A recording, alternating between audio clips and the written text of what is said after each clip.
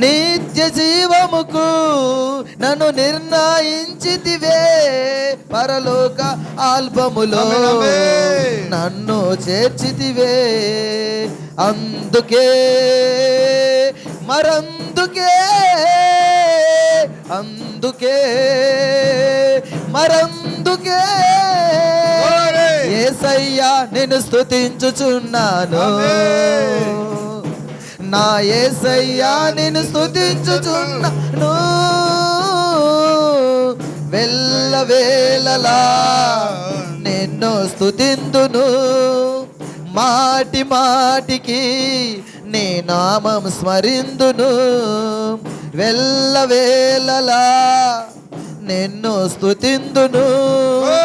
మాటి మాటికి నీ నామం స్మరిందును. హల్లెలూయా, హల్లెలూయా. వెళ్ళవేళలా నిన్నే స్తుతించును. మంచిది. మన మధ్యలో మరి చెన్నై దూర ప్రాంతం నుంచి మరి సహోదరులు శ్యామ్ బ్రదర్ వచ్చినారు. ఒక సాంగ్ తమిళ్ సాంగ్ మరి మన మధ్యలో మనల్ని ప్రేమించి వెల్కమ్ బ్రదర్. ఒక తమిళ పాట పాడతాం. నేను తెలుగు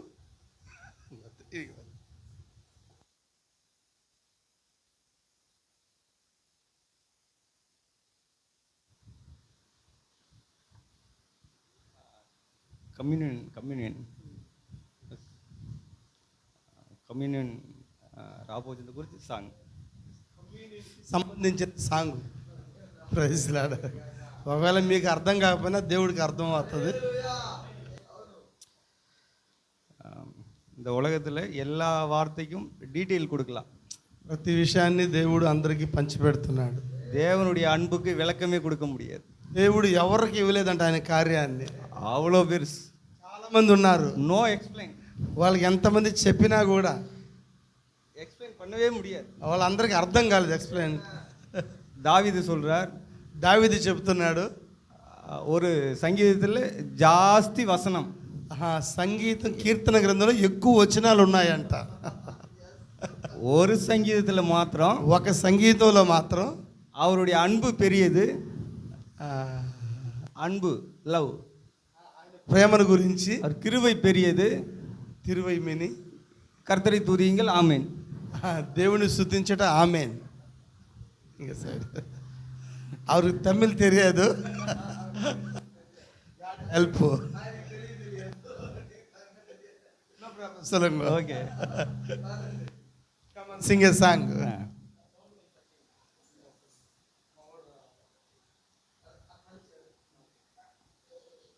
స్తుతిద్దాం దేవుణ్ణి. இயேசு கிறிஸ்துவின் அன்பை நான் என்னென்று கூறிடுவேன்.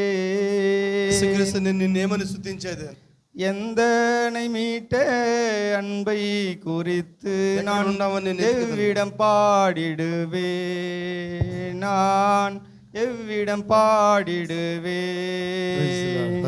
இயேசு கிறிஸ்துவின் அன்பை நான் என்னென்று கூறிடுவேன். Praise the Lord. எந்தனை மீட்ட அன்பை குறித்து எவ்விடம் பாடிடுவேன். நான் எவ்விடம் பாடிடுவேன். ஒரு சொட்டு ரத்தம் உடம்பில் இல்லாமல் உனக்காய் சிந்தினாரே. ஒரு சொட்டு ரத்தம் உடம்பில் இல்லாமல் உனக்காய் சிந்தினாரே. ஊனும் தண்ணீரும் ஓடி வரும் வரை குருசினில் தொங்கினாரே.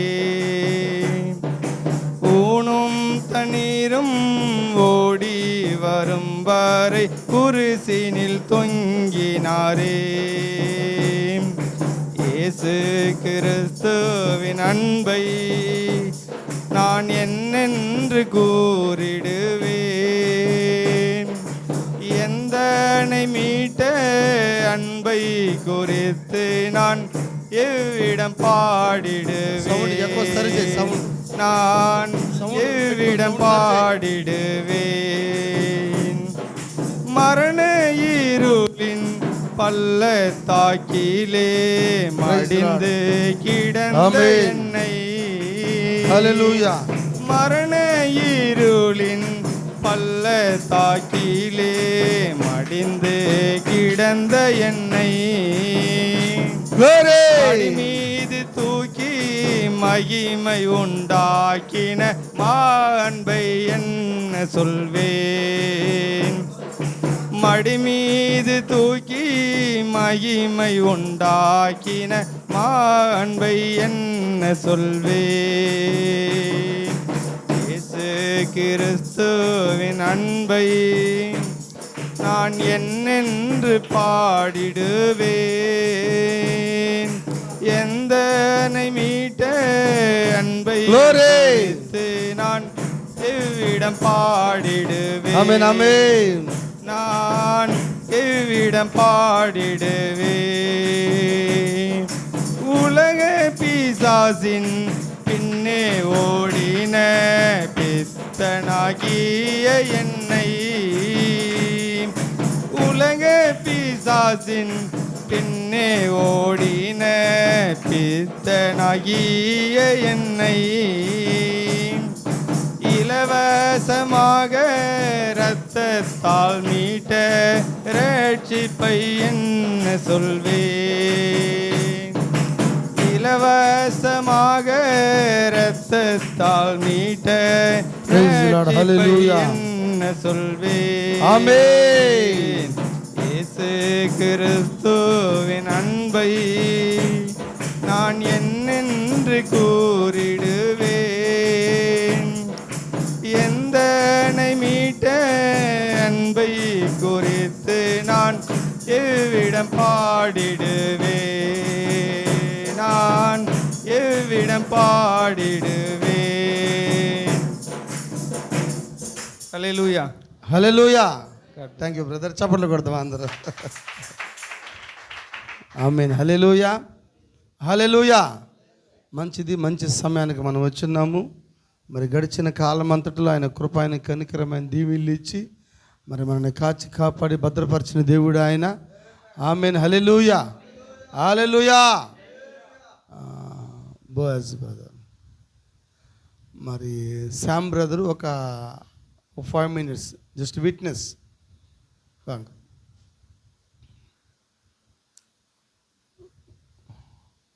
బ్రదరు ఇక్కడికి రావడానికి కారణాలు మరొక 5 నిమిషాలు చిన్న విట్నెస్ ఆయన చెప్పండి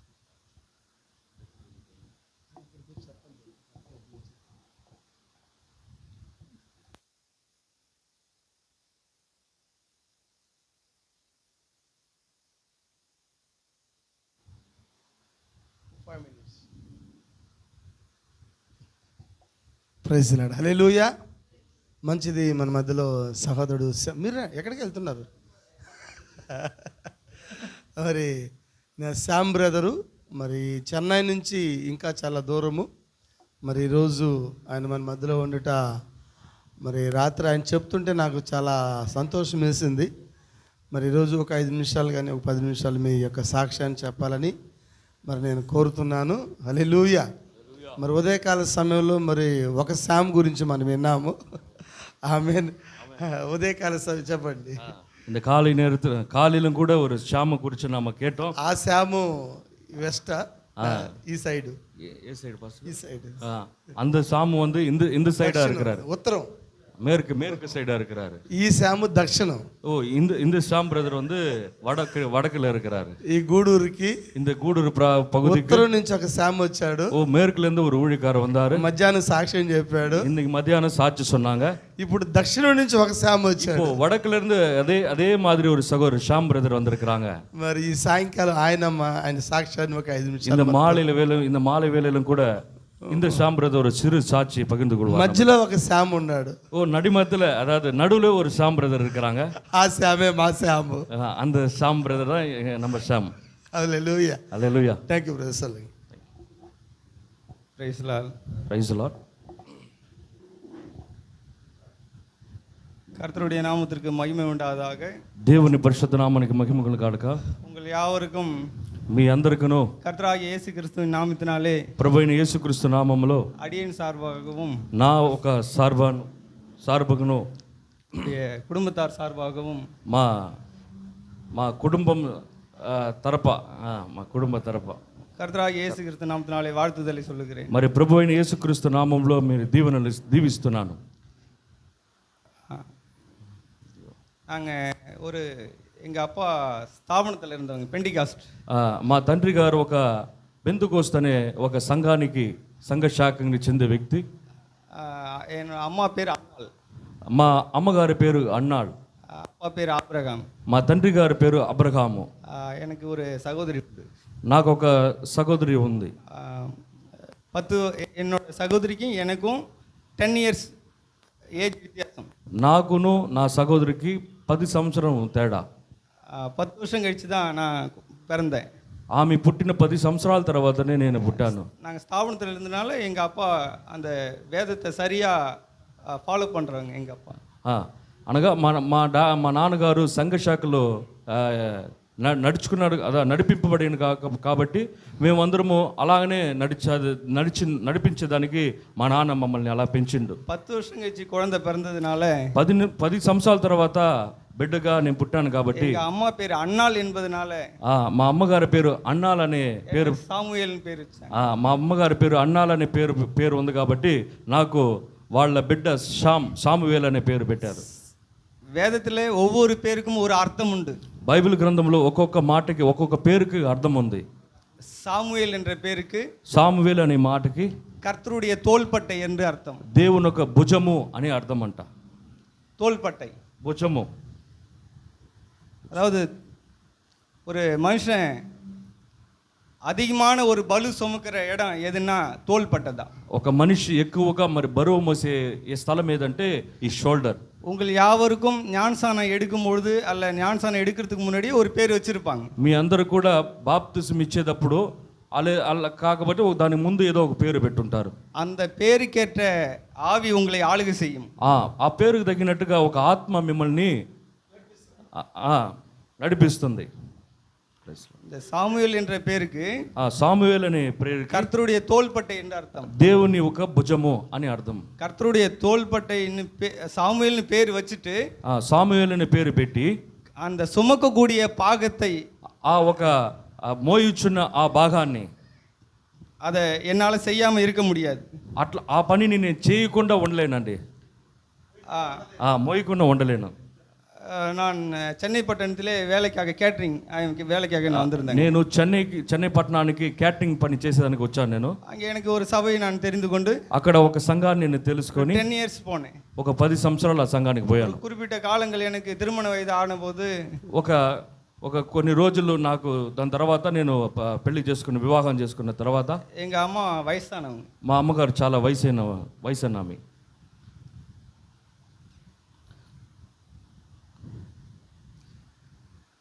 கண் பார்வை தெரியாது, వాళ్ళకి కళ్ళు సరిగా కనపడవు. అప్పాவும் వయసానవங்க, తండ్రి గారు కూడా వయసైన వాళ్ళే, కాదు కేకాదు, ఆయనకి చెవుడు వినపడదు.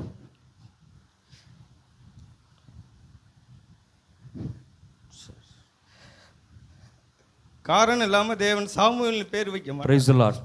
ఏ ఒక కారణం లేకుండా సామువేల్ అనే పేరుని దేవుడు పెట్టడండి. சுமக்கக்கூடிய பாகம் உன்னிடத்தில் இருந்தே ஆக வேண்டும். మోయుచున్న అనే భాగము మనలో నిశ్చయముగా ఉంటే ఉండాలి. எல்லாரும் ஆசைப்பட்ட விதமா தான் பிள்ளைக்கு ஒரு திருமணம் செய்யும்படி என்னுடைய தாயும் தகப்பனும் ஆசை கொண்டார்கள். అందరి పేరెంట్స్కి అందరికి తల్లిదండ్రులకి అలాంటి ఒక ఆశ ఉంటుంది, నా బిడ్డ కూడా ఇలా ఉండాలని. அந்த நேரத்தில் நான் செய்தியில் அப்பதான் நான் உள்ள வந்திருந்தேன். అప్పుడుதான் నేను వర్తమానంలో అప్పుడుதான் ఎంటర్ అయ్యి వచ్చాను. నేను ప్రారంభం எனக்கு யாரும் செய்தியை குறித்து ரொம்ப ஆழமா ஒரு திருமணத்தை குறித்து யாரும் வலியுறுத்தி கட்டாயப்படுத்தி பேசல. నా దగ్గర ఈ వర్తమానం గురించి ఎవరు లోతుగాను దీని గురించి ఒక ఆలోచన ఇచ్చే ఒక కార్యాన్ని ఎవరు కూడా నాకు అక్కడ చేయలేదు. அதனால என்னுடைய தாய் தகப்பன் சொன்ன விதமா ஏதோ சீக்கிரமா தாய்க்கு கேன்சర్. అందువలన నా తల్లికి చాలా తొందరగానే క్యాన్సర్ అనే ఒక వ్యాధి వచ్చింది. అమ్మకి ఒక ఆశ, మా అమ్మగారికి ఒక ఆశ. நான் ஒரே பிள்ளை నేను ఒకే ఒక అబ్బాయిని మా అమ్మగారికి. எனக்கு திருமணம் செய்யணும்னு ஆசை. నాకు ఒక పెళ్లి వివాహం చేయాలని చాలా ఆశ. போய் பெண்ணை பார்க்கறதுக்கு ஹெல்ப்புக்கு யாரும் இல்லை. మా అమ్మగారికి పోయి పిల్లని చూసేదానికి ఒక సహాయం లేదు. நிறைய பாஸ்டர் என்ன தெரியும், అనేక మంది పాస్టర్ నాకు తెలుసు. எனக்கு பொண்ணு கொடுக்கறதுக்கு முன் வந்தாங்க. నాకు అమ్మాయిని ఇచ్చేదానికి దగ్గరికి వచ్చారు వాళ్ళు. Pastor Isaac Vasanthakumar church, pastor చెన్నైలో ఐజక్ వసంత్ కుమార్ వాళ్ళ సంఘం కూడా, வேலூர், அரக்கோணம், వేలు అరకోణం ఇలాంటి ప్రాంతాల్లో అలయన్స్ பார்த்துட்டு போனாங்க. అనేక చోట్ల నుంచి నన్ను చూసి వెళ్ళారు వివాహానికి. బట్ என்ன பார்த்தது అలయన్స్ பார்த்த இடம்லாம் రిచ్ இடம். నన్ను చూసిన వివాహం చేసుకునేదానికి వచ్చిన ప్రతి ఒక్కరు వాళ్ళ ఒక రిచ్ ఫ్యామిలీ.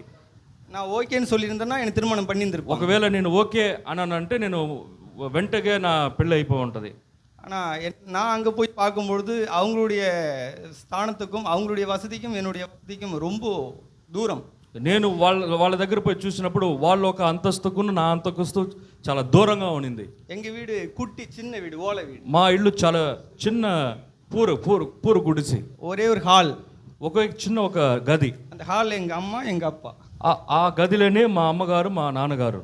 இந்த సూழ்நிலை எனக்கு மேரேஜ் ஆச்சுன்னா, ఈ ఒక స్థితిలో నాకు వివాహం అయితే என் ஒய்ஃப் கூட நான் எங்கே இருக்கிறது, నేను నా భార్యతో నేను ఎక్కడ కాపురం చేసేది అక్కడ. அதனால நான் என்ன பொண்ணு கொடுக்குறவங்கள்ட்ட நான் சொன்னேன். నాకు పెళ్ళినిచ్చే వాళ్ళ దగ్గర నేను చెప్పాను ఈ మార్గా, என்ன பொண்ணு கொடுக்க வந்தவங்க பெரிய கார், ஏசி, பெரிய రిచ్ మ్యాన్.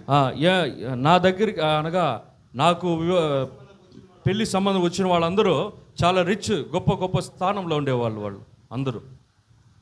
நான் உங்க பொண்ணு கூட வாழ்ந்துருவேன். నేను మీ అమ్మాయి కూడా బతుకుతాను. அந்த பொண்ணு என் கூட வாழுமா? ఆ అమ్మాయి నాతో కాపురం చేస్తుందా? நான் ఆరంభத்திலிருந்து நான் சின்ன குடிசையில் வாழ்ந்து పలకపట్టேன். నేను ప్రారంభం నుంచి మరి ఆ పూరు గుడిసెలో బతికే ఒక అనుభవం నాకు ఉంది. நான் என் கூட என்ன திருமணம் பண்ற பொண்ணு ఆరంభத்திலிருந்து குடிசையில் வளர்ந்த மாதிரி எனக்கு தெரியல.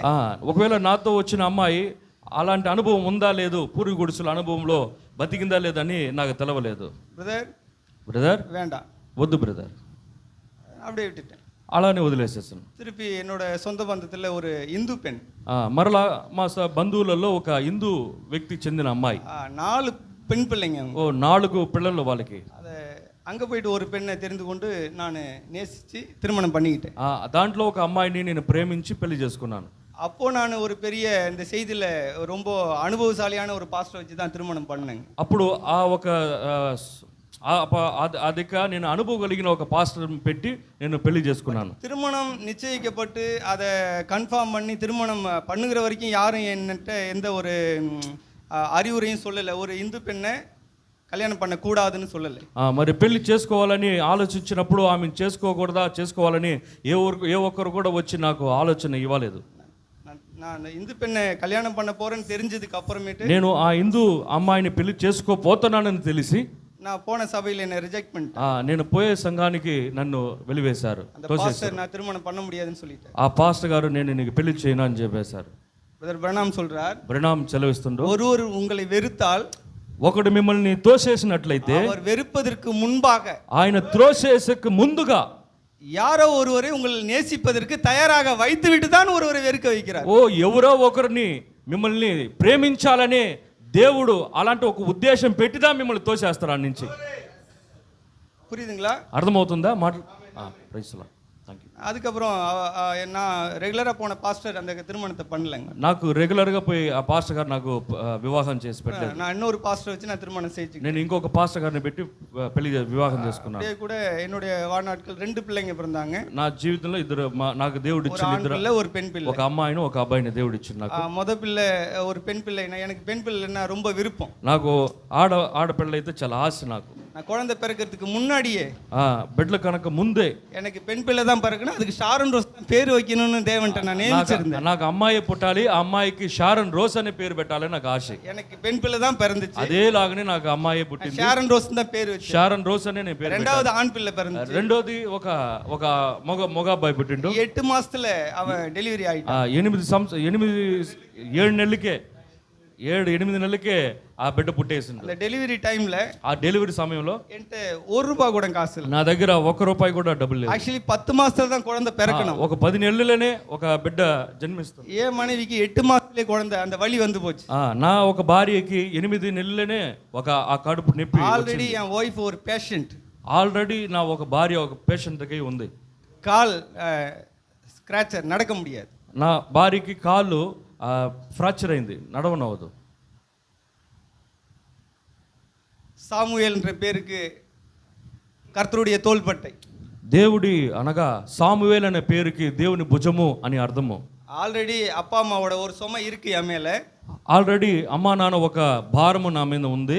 மீண்டும் ஒரு சுமை, மனைவியை நான் சுமக்கிறேன். దాని తర్వాత నా భార్య వలన కూడా నాకు ఒక అట్లాంటి భారాన్ని కలిగే భాగ్యం என்னால వచ్చింది. தேவன்கிட்ட எதிர்த்து நிக்க முடியல, பேச முடியல. దేవుని దగ్గర ఎదిరించి నేను మాట్లాడలేకపోతున్నాను. சாமுவேல் என்றவன் సాముయేల్ అనే వ్యక్తి சுமக்கக்கூடிய பாகம்.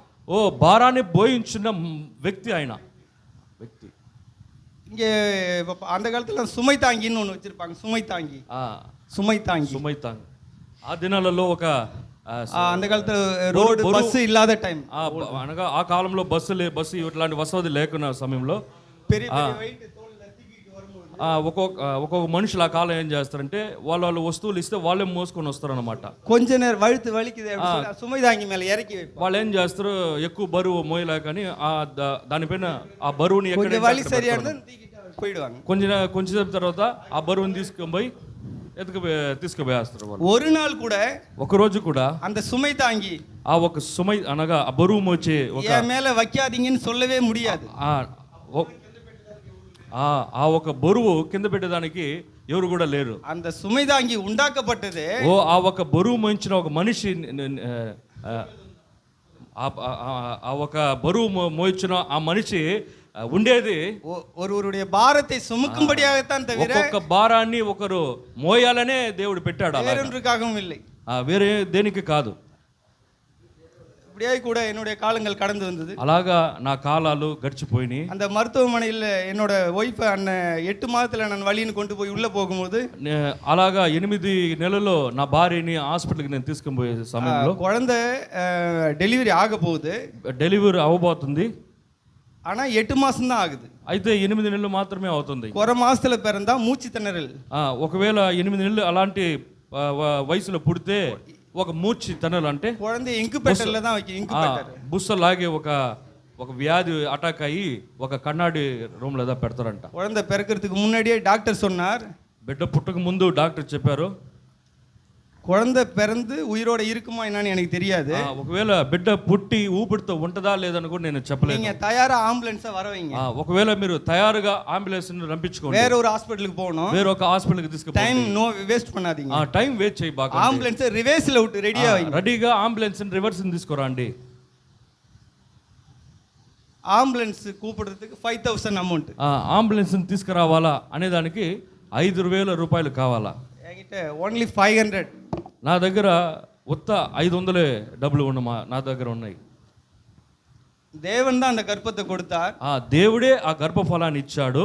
தேவன் அந்த கர்ப்பத்தை எடுப்பதற்கு அவர் அனுமதிப்பாரானால் அந்த குழந்தை எனக்கு தேவையில்லை, நான் ஜெபம் பண்ணேன். నేను ప్రార్థన చేశాను, ఒకవేళ ప్రభువా మీ చిత్తము లేకపోతే ఆ గర్భఫలాన్ని తీసేయండి అయ్యా. వైఫ్కి వలి జాస్తి, ఎక్కువ పెయిన్, నొప్పి.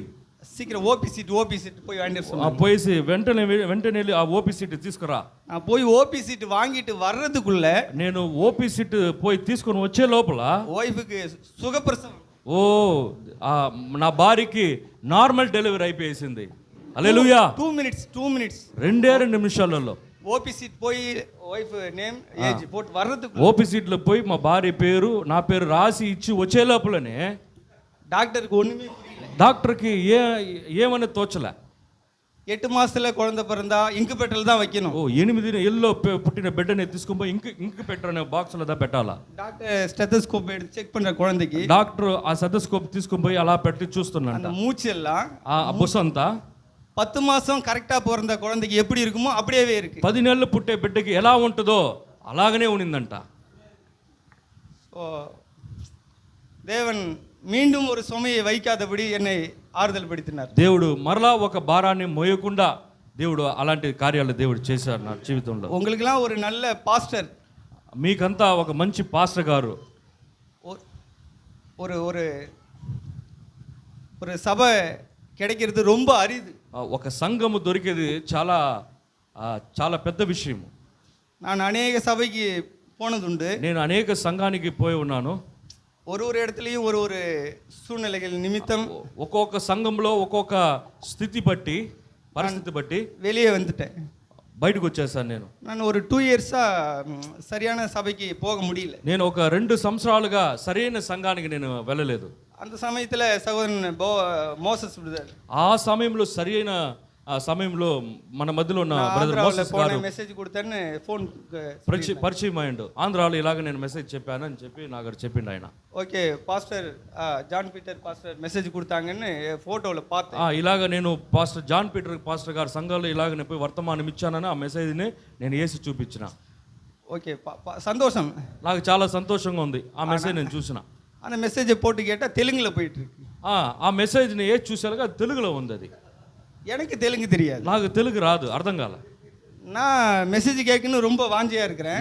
నాకైతే ఆ మెసేజ్ ఎట్ట వినాలని చాలా ఆసక్తితో ఉన్నా. அந்த వీడియోలో பார்க்கும்பொழுது ఆ వీడియో నేను చూస్తున్నప్పుడు చర్చ్ బిలీవర్స్ ఆమేన్ హల్లెలూయా ఆమేన్ హల్లెలూయా ఆమేన్ హల్లెలూయా ఒరే ఆమేన్ హల్లెలూయా ఆమేన్ హల్లెలూయా ఆమేన్ హల్లెలూయా చాలా కేకలేస్తున్నారు.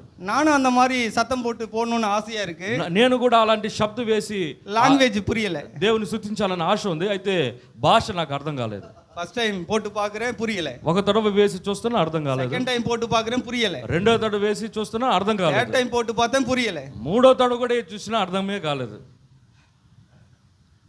బట్ వన్ థింగ్, అయితే ఒక కార్యము, ఒక ఆలోచన, தமிழ் டிரான்ஸ்லேஷன் பண்ணும்பொழுது ఒక తమిళ తర్జుమా చేసేటప్పుడు அந்த காரியமானது எனக்கு தேவன் விளங்க பண்ணும்படி செய்தார். ఆ కార్యాన్ని తర్జుమా చేసే ఆ కార్యాన్ని ఆ ఒక లాంగ్వేజ్ నాకు అర్థమయ్యేదానికి దేవుడు సహాయం చేసిండు. தேவன் సమీపத்திற்கு మాత్రం దేవన్ అల్ల దూరத்திற்கும் దేవనా இருக்கிறார். దేవుడు దగ్గరికి మాత్రం దేవుడు కాదు, ఆయన దూర ప్రాంతానికి దేవుడు. ఆయన సౌనుடைய அந்த செய்தியை கேட்டபோது ఆ పాస్టర్ గారు ఆ ఒక వర్తమానం నిన్నప్పుడు என்ன அறியாதபடி எனக்கு ஒரு சந்தோஷம். నేను నన్ను ఎరంకూడనే నేను చాలా సంతోషించాను. నేను எனக்கு ஒரு பாஸ்டர் இருக்கிறாரு. ఓ నాకు ఒక పాస్టర్ గారు ఉండు. ఫోన్ కాల్ ఇనిమే அந்த மெசேஜ் பார்க்கலாம். ఇంకా మేంచి నేను ఆ వీడియో అంతా నేను చూడొచ్చు. உங்களுக்குலாம் ஒரு நல்ல பாஸ்டர் கிடைச்சது நீங்க ஒரு பாக்கியம். మీకు అందరికీ ఇలాంటి ఒక పాస్టర్ దొరికిన దానికి మీకు ఒక భాగ్యము. எத்தனையோ பேர் సభை ఇல்லாதபடி అనేక మందికి సంఘము లేకుండా పిన్మాற்றத்துக்கு போயிடுறாங்க. లోకానుసారంగా వెనక్కి చిల్లా చెదురైపోయేసిండ్రు. తమిళ్లో ஒரு పழమொழి ఉంది. తమిళ్ ఇలాగ ఒక ఉపమానం ఉంది. సీల ఇల్లன்னு సీల కోక లేదని, సీల ఇల్లன்னு కోక లేదని చిన్నాతా వీటికి ఒకటి పోనాలి. ఒక చిన్నమ్మ దగ్గరికి పోయిందంట ఒక ఆమె. నాకు కోక లేదని చిన్నమ్మ ఇంటికి పోయిందంట. ఆల్రెడీ పழைய సీల ఇருக்கு, ఆల్రెడీ ఒక పాత చీర నాకు ఉంది, ఆమెకు ఉంది. ఇది இந்த సీల ఇల్లని వేరే ఒక సీల వాంగలామా அப்படின்னு చిన్నాతా వీటికి. పాత కోక కదా, సరే ఒక కొత్త కోక తీసుకొని పోవాలని చిన్నమ్మ దగ్గరికి పోయింది. అంగ చిన్నాతా ఆ చిన్నమ్మ ఎదురులో వస్తుందంట. ఇట్లాంటిది ఒక సాప లాంటి పైన కప్పుకొని ఎల్లు వస్తుందంట. అలాగా గుడుగుడుని ఎల్లు వస్తుందంట. సీల కేక పోనా నేను ఒక కోక అడగాలని ఎదురుపోయినాను. అవ సుత్తమావే సీల ఇల్లామ ఎదురులో వర కోకే లేకుండా ఎదురులో ఎల్లు వస్తున్నారు కప్పుకొని, దొప్పడ కప్పుకొని ఎల్లు వస్తుంది ఆమె. పురియుదా? మీకు అర్థమవుతుందా? இந்த இருக்கிற இடத்துல அது கிழிஞ்சதா இருந்தாலும் ఈ ఉన్న చోట్ల అది చినిగిపోయినప్పుడు కూడా அந்த சேலையே கட்டிங்க. ఆ ఒక కోకని ఆ చీరని కట్టుకోవచ్చు మీరు. நாம நினைக்கலாம் அங்க போனா வேற ஒரு சேலை வாங்கிட்டு வரலாம். మనం అనుకోవచ్చు, ఆలోచించు, ఒకళ్ళు అక్కడికి పోయి సభயை விட்டுட்டு போனா வேற ஒரு చర్చి நல்ல சேலை நல்ல செய்தி கொடுப்பாங்கன்னு நினைக்கலாம். మరి వేరే సంఘానికి వెళ్ళి మంచి వర్తమానం మనం వినవచ్చు. இந்த பாஸ்டர் விட்டா வேற ஒரு நல்ல பாஸ்டர் இருப்பாங்கன்னு நீங்க நினைக்கலாம். ఈ పాస్టర్ వదిలేసి వేరే పాస్టర్ దగ్గరికి పోయి వర్తమానం బాగా వినొచ్చని మీరు వెళ్ళొచ్చు. అక్కడికి పోనాதான் தெரியும், పోతేదా అక్కడ తెలుస్తుంది. அங்க சீலையே இல்ல, అక్కడ కోకే లేదు. అక్కడ இங்கே పழைய సీల ఉంది. ఇక్కడ పాత కోకైనా ఉంది. అంగే అంత అక్కడ అది కూడా లేదు. అది కూడా లేదు. అక్కడ మొత్తం దుప్పడ కప్పుకొని, అది కూడా లేకుండా ఒక దుప్పడ కప్పుకొని ఉండరు అక్కడ. సీల ఇల్లని చిన్నతా వీటికి పోనా సినిమా సీల లేకుండా చిన్న ఇంటికి పోతే, కోక లేకుండా చిన్న ఇంటికి పోతే ఈచెంది అక్కడ కట్టికితే అక్కడ అట్లాంటి ఒక దుప్పటి సాప వలే ఒకటి కట్టుకొని సాప చుట్టుకొని వస్తుంది ఆమె. ఇవళ విడ వేగమా చిన్నతా ఓడియారా ఈమెకు ముందుగా ఆమె ఎదురు పడుతుందంట, స్పీడ్గా వస్తుందంట. அந்த மாதிரி நிறைய நான் ఓడినది உண்டு. అలాగా నేను అనేక దినాలలో వెళ్ళిన కార్యం ఉందండి. அங்கே சீலை இல்லை, ఆడ కోక లేదు. இங்கே பழைய சிலையா இருந்தாலும், ఇక్కడ పాత కోకై ఉన్నప్పుడు కూడా, சின்ன கூடாரமா இருந்தாலும், ఓ చిన్న గుడారమైన ఉన్నప్పుడు కూడా உங்களுடைய சரீரத்தை மறைக்கும்படி, మీ శరీరాన్ని కప్పుకోవాలని, உங்களுடைய ஆவிக்குரிய அந்த காரியத்தை மறைக்கும்படி, మీ மாம்சத்துக்குரிய காரியத்தை மறைக்கும்படி మీ అనగా శరీరాన్ని మూసేదానికి ఒక శీల ఉంది, వస్త్రం ఉంది. ஒரு எளிமையான ஒரு வஸ்திரம் இங்க உண்டு. ఒక చాలా సరి అయిన వస్త్రం ఇక్కడ ఉంది. அதனால இருக்கிற காரியத்திலிருந்து நீங்க போதும் என்ற மனமே தேவபக்தி மிகுந்த ஆதாயம். చాలు అనేది తెలుగులో వాక్యం ఉంది, అది வசனம். போதும் என்ற மனமே, చాలు అని మనసే தேவபக்தி மிகுந்த ஆதாயம். దేవుడి భక్తికి మించింది.